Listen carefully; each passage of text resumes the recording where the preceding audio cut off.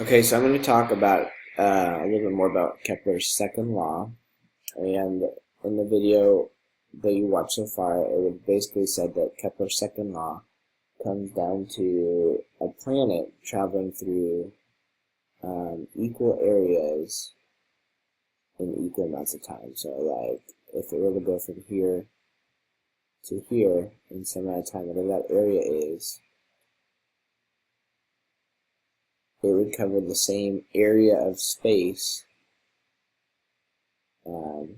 throughout any other region of the orbit for that same delta t.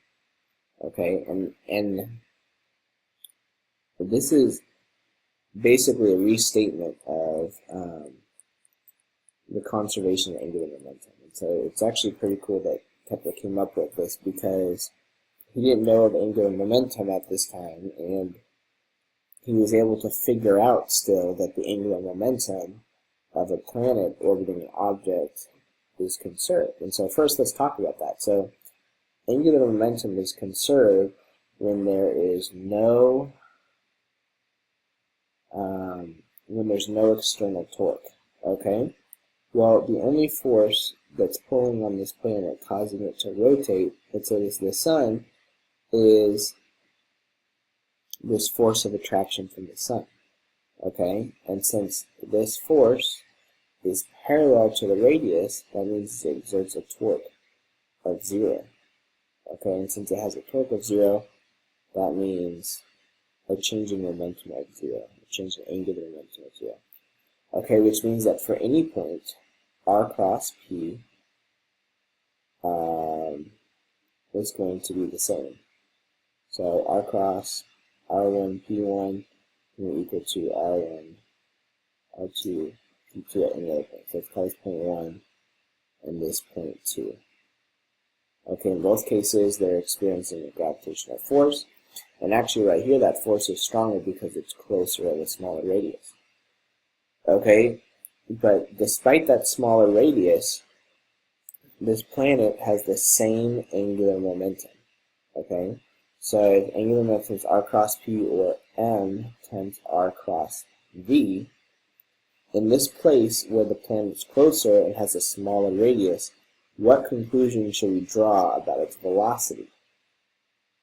Okay, well, what we can say is that its velocity is much greater here when it's closer than it was much further away. Okay, and this is why those triangles, when you're closer, are going to cover a much larger area, or a larger region, a larger length along the arc than the ones further out. Okay, so for this delta t, maybe this is about the same delta t. These two triangles should have the same area.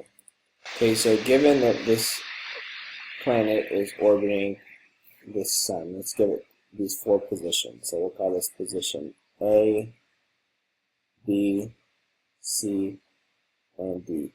Given these 4 positions, what I'd like for you to do is rank them according to how fast you think the planet would be moving, starting from, let's say, least to greatest. Okay, so according to velocity. Alright, so according to velocity, the planet that's closest should be moving the fastest. Okay, which means that it should be, A should be the smallest, so A, then B, and then C, and then D. Okay, the next question is to rank them according to angular momentum from least to greatest. So this one is A, B, C, D. Okay, well, for this one, angular momentum should be the same at every point. So A equals B equals C equals D. Okay, the last thing I want to look at here is, let's talk about energy. Okay, so we're going to compare the amounts of energies at each point. Okay, and we're going to focus on gravitational potential energy and kinetic energy. Okay, and so the further it is away, that means the greater gravitational potential energy. Now we're going to use positive values.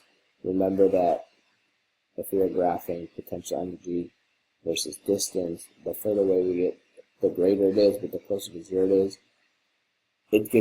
It can get kind of confusing if we look at it from that perspective right here, so we're going to avoid that. Okay? But as we get closer, that gravitational potential energy should get smaller and smaller and should be minimized when we are closest. Okay? And if the total energy is going to remain constant, so again, unless there's something causing energy to change, it's going to stay the same. So that means that here at this point we have very little kinetic energy, whereas here where it's closest we have a large kinetic energy. It's moving the fastest here. Okay?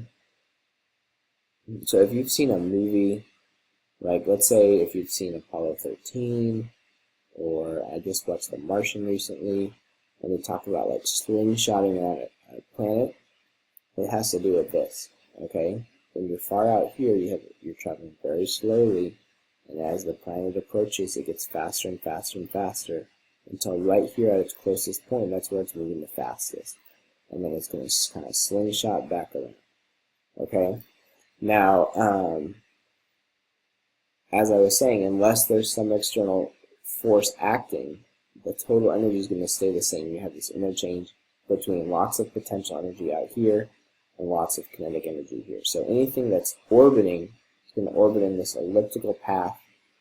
And just something else to mention, it turns out that all objects travel in paths that represent some type of conic section.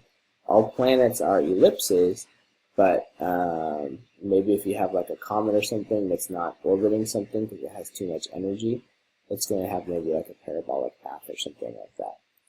Okay? So anyway, that's Kepler's second law for you.